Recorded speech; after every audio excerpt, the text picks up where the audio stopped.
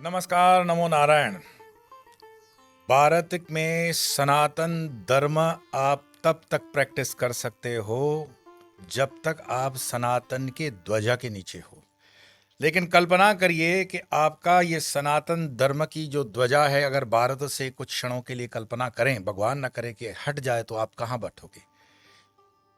उत्तर प्रदेश के अंदर मेरे मित्र ने बताया था कि एक रेगड़ी पर बंगार का सामान बेचने वाला एक हवेली बनाते हुए लाला को कहता है कि लाले, बना ले रहेगा तो इसमें मेरा अहमद ही।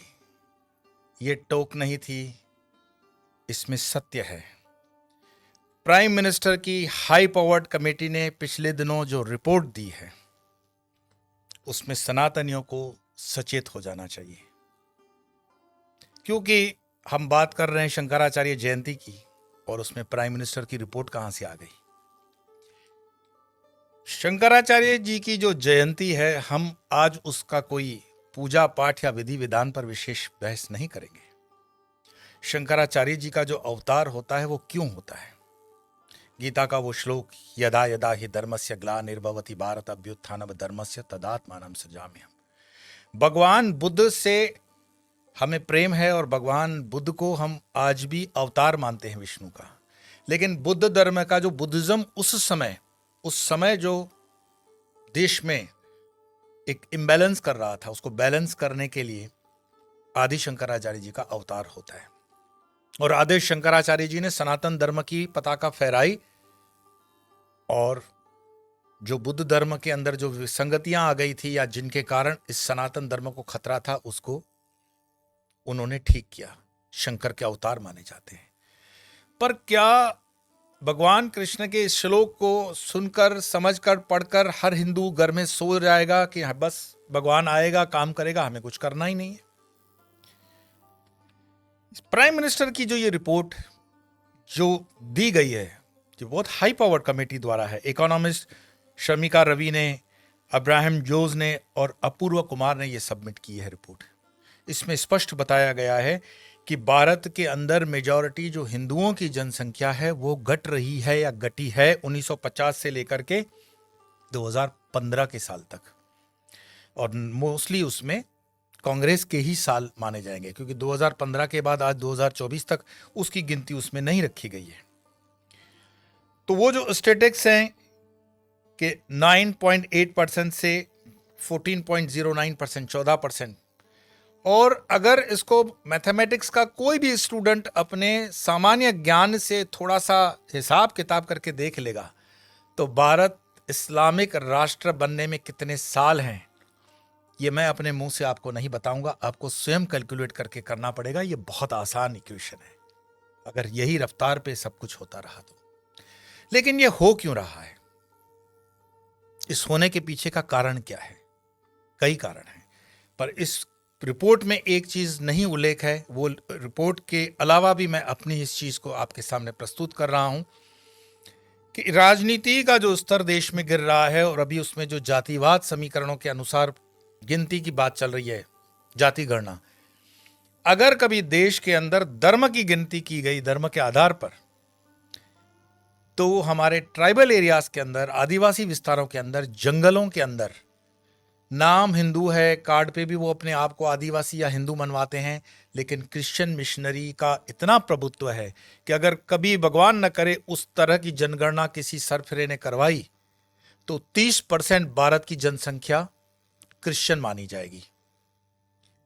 15-20% आप इस समय अगर पकड़ें, और कुछ सालों के बाद ये जनसंख्या मुसलमानों की और आगे हो जाएगी, तो अपने आप हिंदू माइनॉरिटी में चला जाएगा।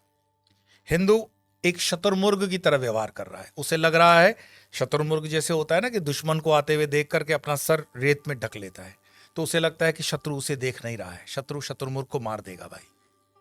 तो हिंदू एक ऐसी जाति है जो खतरे होने के बावजूद भी राम कथाओं में लगी हुई है, भागवत कथाओं में लगी हुई है, और न जाने अंट शंट दूसरी चीजों में लगी हुई है। सतर्कता उसके पास अभी भी वो सुधर नहीं रहे हैं, 1000 साल की गुलामी के बाद भी। मैं इन कड़े शब्दों का इसीलिए प्रयोग कर रहा हूं क्योंकि आज राष्ट्र के लिए चिंतन करने वाला, समाज के लिए चिंतन करने वाले को हम कोई ना कोई नाम दे देते हैं कि ये अंधभक्त है, ये इसका भक्त है, उसका भक्त है। मैं कहता हूं राष्ट्रभक्त। राष्ट्र सर्वोपरि है, फर्स्ट नेशन। और फर्स्ट नेशन इस्लाम की दृष्टि से भारत के अंदर जितने भी मुसलमान हैं, मैं मानता हूं वो सनातनी मुसलमान हैं, वो मेरे अपने हैं। लेकिन विश्व के अंदर जो अरब डोमिनेटेड इस्लाम है, उसमें कभी भी देश की बात नहीं होती है। इस्लाम एक अंतरराष्ट्रीय, विश्व का एक धर्म है और सारा राष्ट्र एक करके वो मानते हैं। मैं आपको अपने अनुभव से बताऊं, उन दिनों मैं दुबई में था जिन दिनों गल्फ में वॉर चल रही थी, कुवैत और इराक की। सद्दाम हुसैन से किसी ने पूछा कि भारत के अंदर इतने मुसलमान हैं, पाकिस्तान के अंदर भी मुसलमान हैं, तो मुसलमानों के हिसाब से तो संख्या भारत के पास काफ़ी अच्छी है, तो आप क्या मानते हो कि इस आधार पर जिन्ना ने जो काम किया वो बिल्कुल आज दिख रहा है कि उसमें फल फूल लगे हैं? सद्दाम हुसैन ने बिना समय गवाए कहा, I consider Jinnah as the bastard person of Islam. Reason वो बताते हैं कि जिन्ना एक हरामखोर इंसान रहा इस्लाम के लिए। अगर वो देश 1947 में तोड़ करके नहीं लेता तो 1990 में भारत अपने आप में इस्लामिक राष्ट्र हो गया होता। उसने तोड़ करके हिंदुओं को हिंदू राष्ट्र बनने की सहूलियत दे दी। इसका प्रमाण भी है, यह बात उसने गलत नहीं कही। अगर आज भारत के अंदर 20 करोड़ मुसलमान हैं तो 23 करोड़ मुसलमान पाकिस्तान में हैं, 16 करोड़ मुसलमान बांग्लादेश के अंदर हैं, 5 करोड़ मुसलमान अफगानिस्तान में हैं। अगर इनको हम जोड़ेंगे तो 60 करोड़ के ऊपर मुसलमान सिर्फ इसी क्षेत्र में हैं। और सामने मैंने जैसे कहा कि अगर गिनती धर्म के आधार पर की जाए तो 25 से 30% जंगलों के अंदर की आबादी भी हिंदुओं से कट हो जाएगी। हिंदू अपने आप एक अखंड भारत के इस पूरे जाग्राफिया में माइनॉरिटी में आ गया होता। लेकिन सद्दाम हुसैन की दृष्टि से मैं धन्यवाद जिन्ना का भी करूंगा कि पाकिस्तान तोड़ करके उसने हिंदुओं को जीने के लिए कुछ साल दे दिए। लेकिन ये साल कितने कायम रहेंगे ये तो भगवान ही जानता है, क्योंकि हिंदू आज भी जाग नहीं रहा है। आज अगर आप देखोगे कि CAA और NRC की जब बात होती है तो उसका विरोध कोई मुसलमान तो बाद में करता है, पहले हिंदू करता है, सूडो सेक्युलरिस्ट, जिसको हम लिब्रांडू बोलते हैं। ये वो लोग हैं जो रहते भी यहाँ हैं, नाम भी हिंदू रखते हैं, लेकिन हिंदुओं के हितों के खिलाफ काम करते हैं और इनके लिए कोई कानून नहीं है इनको रोकने के लिए। मैं पूछता हूं कि जब CAA NRC के लिए बात चलती है तो कोई इन मुसलमानों भाइयों से भी पूछे कि अरब कंट्रियों के पास तो जमीन बहुत पड़ी है, वो क्यों नहीं एक कानून पास कर रहे थे कि ठीक है जिन मुसलमानों को आना है वो अरबिया में आ जाए, दुबई में आ जाए, UAE में आ जाए। नहीं, वो किसी भी कन्वर्टेड मुस्लिम को अपने अरब देश के अंदर नहीं रखते हैं। उसका कारण मैं प्रत्यक्ष प्रमाण हूं उनके शब्दों में, you are all converted Muslims, you are not pure Muslims. Wahid हरामी गाली देता है वो। अरब कभी भी हिंदुस्तान, पाकिस्तान, बांग्लादेश या श्रीलंका के मुसलमान को अपने समकक्ष मानता ही नहीं है, और ये चीज यहां का मुसलमान भी जानता है। दुनिया में अगर कहीं कोई सुखी से सुखी मुस्लिम है तो वो हिंदुस्तान के अंदर है।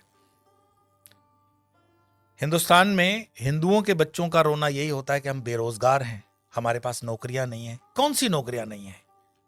सरकारी नौकरियों की बात। बाकी प्राइवेट सेक्टर के अंदर तो छोटे से छोटा काम मुस्लिम समुदाय का व्यक्ति करता है।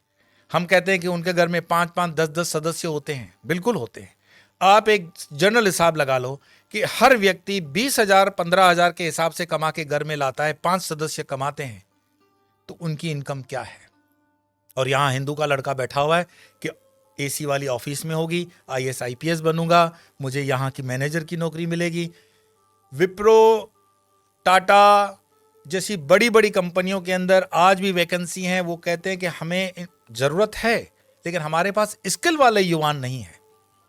तो ये स्किल वाला युवान क्यों नहीं पैदा हो रहा है? क्योंकि हम मेहनत नहीं करते। हिंदुओं का जो युवान है वो मेहनत नहीं करता, गलत धारणाओं में जीता है, गलत ख्वाबों में जीता है। उसके माँ बाप उसको पैम्पर करते हैं। लेकिन मुस्लिम्स के साथ ऐसा नहीं है। हम भले उनको बोल दें ये पंक्चर पुत्र है, अरे भाई, पंक्चर पुत्र मेहनत करके पैसे कमा रहा है और 5 सदस्य उसके घर के पैसे ला रहे हैं। और मैं आपको बता दूं कि भारत के मुसलमान का थोड़ा बहुत जो माइंड चेंज हुआ वो सिर्फ और सिर्फ पेट्रो डॉलर के आने के बाद हुआ। वरना अगर पेट्रो डॉलर के इस एपिसोड को माइनस कर दें, और जो कि थोड़े दिनों की बात है, सऊदी अरेबिया में स्कूलों में इस्लाम से रिलेटेड, कुरान से रिलेटेड जो कंट्रोवर्शियल सब्जेक्ट्स हैं उनको हटाया जा रहा है। मतलब इस्लाम में सुधारा हो रहा है अरेबिया के अंदर, और हम यहां पर बैकवर्ड हो रहे हैं। प्राइम मिनिस्टर की जो ये रिपोर्ट है, ये रिपोर्ट सिर्फ हिंदुस्तान तक महदूद नहीं है, नेपाल के अंदर भी हिंदू माइनॉरिटी में आ रहा है। वहां म्यांमार में उनकी जो बर्मीज हैं, बुद्धिस्ट जो माने जाएंगे, वो भी माइनॉरिटी में आ रहे हैं। लेकिन हर जगह मुस्लिम बढ़ रहा है। उसका रीजन क्या है? मैं आपको रीजन कहूंगा, इस पर विचार करना कमेंट करने से पहले। खान पान पे, मुस्लिम के खान पान और हिंदुओं के खान पान में क्या अंतर है आप खुद समझ लो।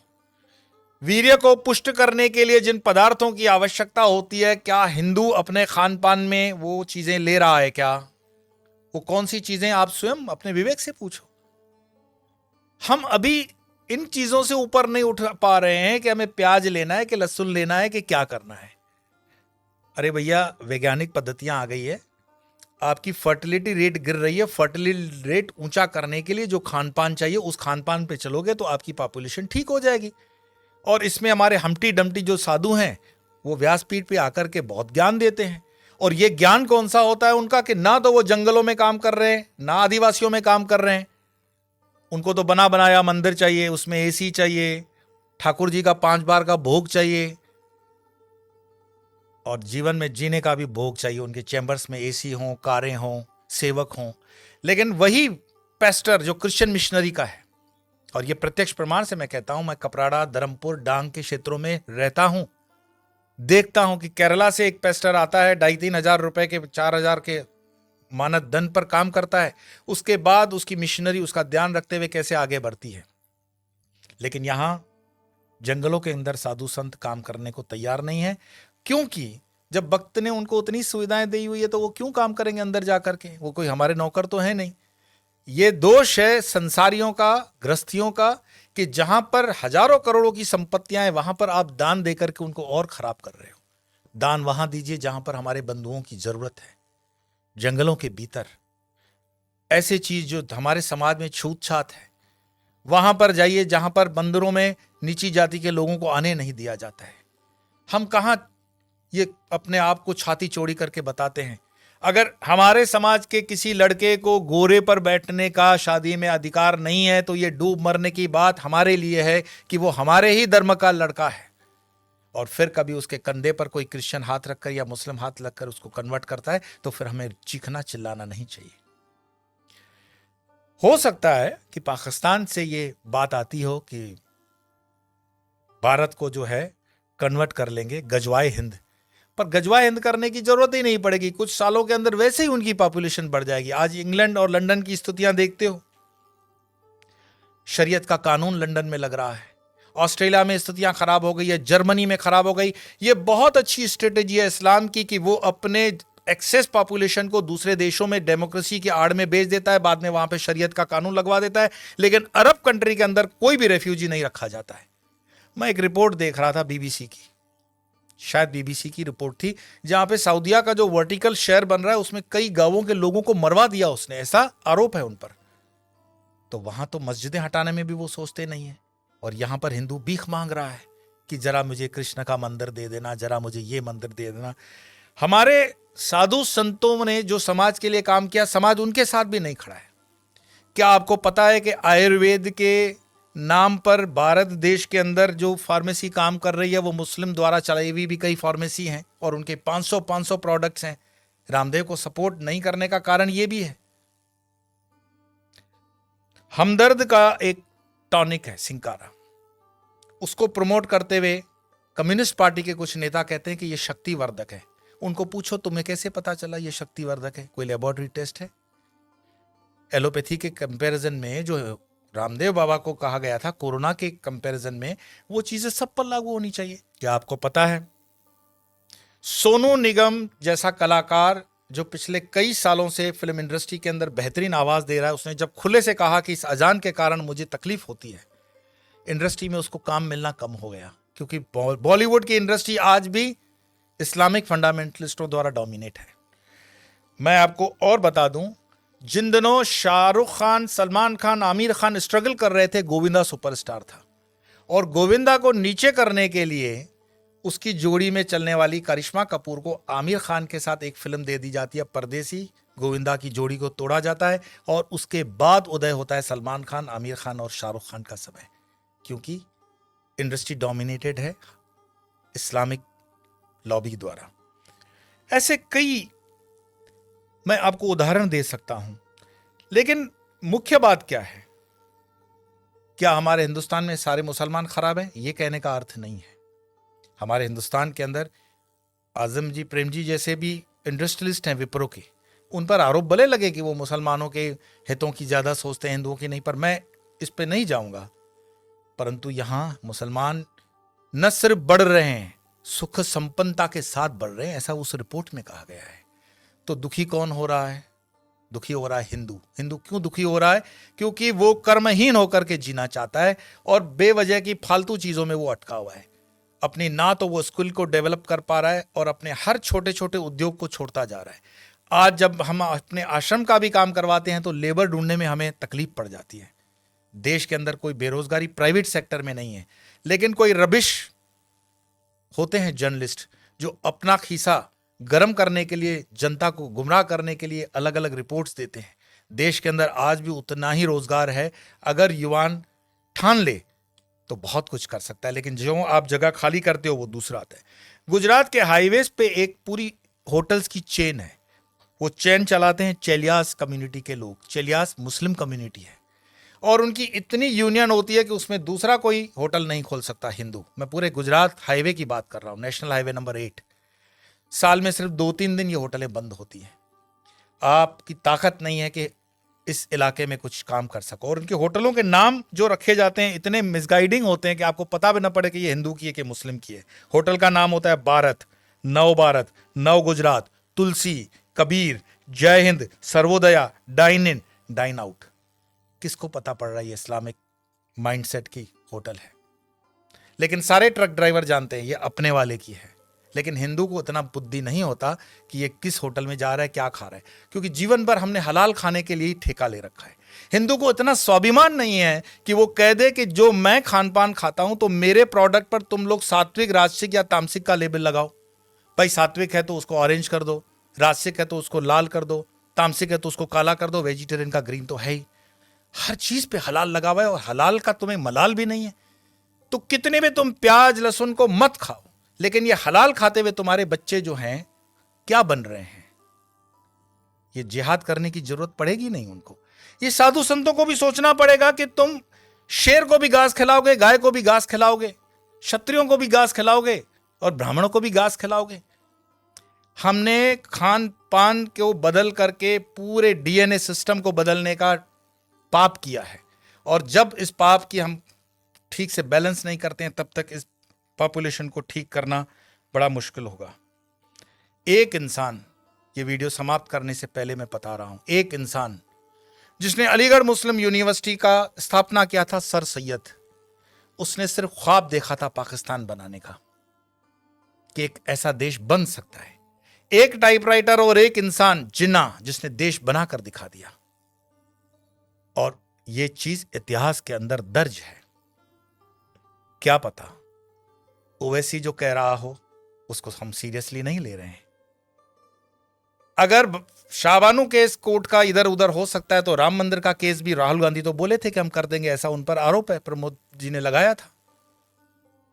हिंदुओं को जागना पड़ेगा। कोई शंकराचार्य फिर से आए ना आए इसकी कोई गारंटी नहीं है। शंकराचार्य जी की जयंती जन मनाने से सिर्फ इतना ही मैसेज मिलता है, उत्तिष्ठ जागृत प्राप्य वरानी बत। उठो, जागो, अपनी जवाबदारी लो। कब तक दूसरों के कंधों पे रहोगे कि ये तुम्हारी जवाबदारी लेगा? और धर्म का काम चेतना जगाना है। बाकी ये मेरा वीडियो मरे हुए लोगों के लिए तो है नहीं, चैतन्य लोगों के लिए। और चैतन्य जो सुन रहे हैं उनको लगता है कि आगे 2-4 चैतन्य है तो फॉरवर्ड कर देना। और मरे हुए लोगों को वीडियो देखने के लिए मैं कोई आग्रह करता ही नहीं हूं। आपके भीतर आपका सनातन जागे, भारत जागे, हिंदुत्व जागे। इसी प्रार्थना के साथ आज इतना ही। कल फिर मिलेंगे अन्य विषय को लेकर। तब तक के लिए नमो नारायण।